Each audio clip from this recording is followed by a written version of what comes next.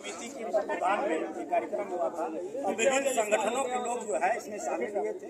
इसमें बहुजन समाज पार्टी के लोगों का अपना ज्ञापन है और आजाद समाज पार्टी का भी लोगों का ज्ञापन है, संघर्ष समिति का भी ज्ञापन है। तो हम कृपा करके आप लोग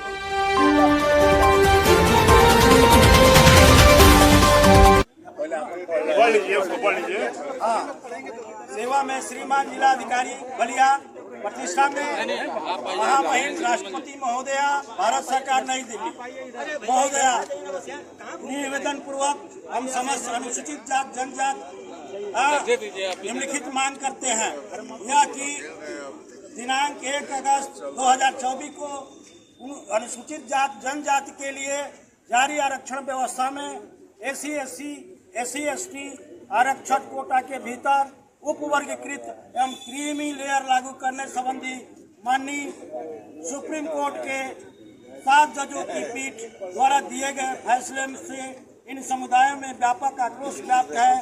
समुदाय इस फैसले को संविधान की मंशा के विपरीत मान रहा है।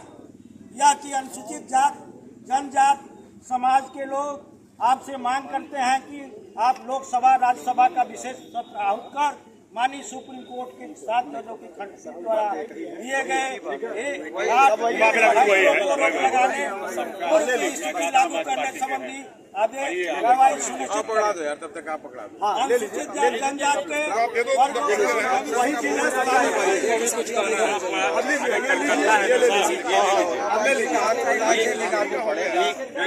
वही पड़ेगा तो हो गया एक है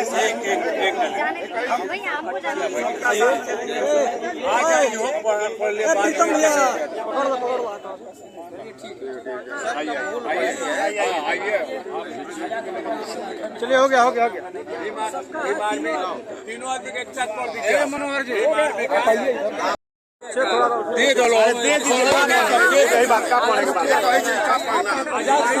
पार्टी के नाम बोल दीजिए। आपसे निवेदन है कि आपसे हो गया है तो आप क्रीमी लेयर के विरोध में आज देश के अंदर विरोध प्रदर्शन चल रहा है। फोटो आ जाएगा भाई।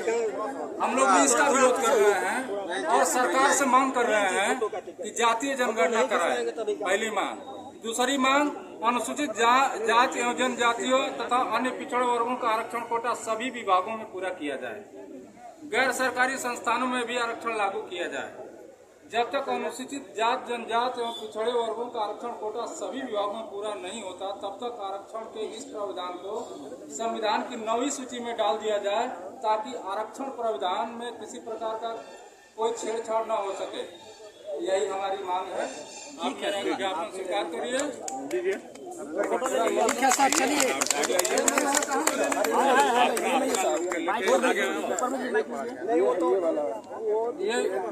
ले लीजिए, दोनों ले लीजिए। एक ही है दोनों। चलिए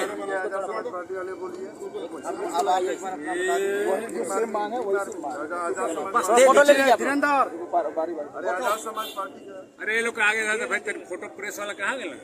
आजाद समाज पार्टी हो गया आजाद समाज पार्टी हो गया सर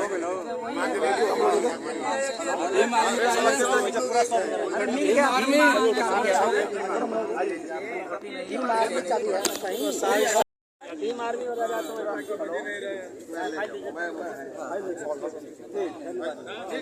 चलिए धन्यवाद।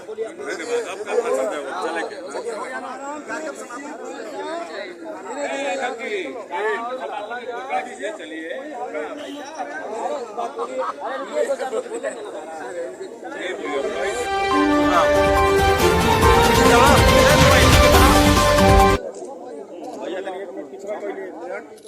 थोड़ा पीछे आवा यार, सारे लोग नहीं दीजिए उन लोगों को।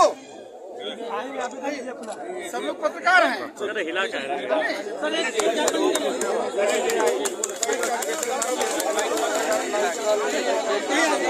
भैया आवाज आएगा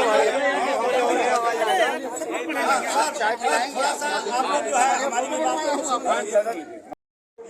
जिसके कारण SC व ST का उसका मिला आरक्षण हो जाएगा और अंत में इसका नतीजा यह होगा कि इनके हिस्से का आरक्षण को ही दे दिया जाएगा।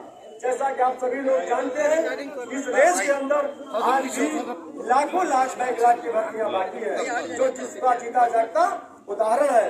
माननीय सुप्रीम कोर्ट 1 अगस्त 2024 के फैसले से भारत देश में खासकर SC ST OBC समाज में हताशा, निराशा व आक्रोश व्याप्त है तथा इस बात का भी भय बना हुआ है कि बाबा साहब भीमराव अम्बेडकर द्वारा संविधान में सामाजिक, शैक्षिक, गैर बराबरी एवं छुआछूत स्तर पर दिया गया आरक्षण ही खत्म न हो जाए।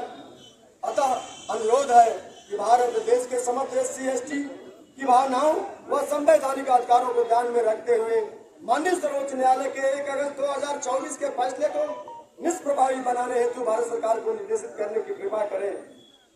तत्काल संसद का विशेष सत्र बुलाकर संविधान संशोधन कर इसे 9वीं अनुसूची में शामिल करें, जिससे SC ST वर्गों के संबंध में भविष्य में किसी भी प्रकार का छेड़छाड़, क्रीमी लेयर व उप वर्गीकरण करने का अधिकार किसी को भी न हो। साथ ही क्लोजिंग सिस्टम खत्म कर माननीय सर्वोच्च न्यायालय एवं माननीय उच्च न्यायालयों में न्यायाधीशों की नियुक्ति में भी SC ST OBC आरक्षण लागू कर सभी को भागीदारी सुनिश्चित कराने की विशेष कृपा करें। धन्यवाद। ससम्मान। जनजाति में उप वर्गीकरण करके राज्य सरकारें अपने हिसाब से क्रीमी लेयर लागू करके आरक्षण की व्यवस्था लागू कर सकते हैं। ऐसा होने से भारतीय संविधान के अनुच्छेद 341 और 342 का सीधा उल्लंघन है। वर्गीकरण के इन जातियों के भीतर अलग अलग व्यवहार करके समानता के अधिकार का उल्लंघन होगा।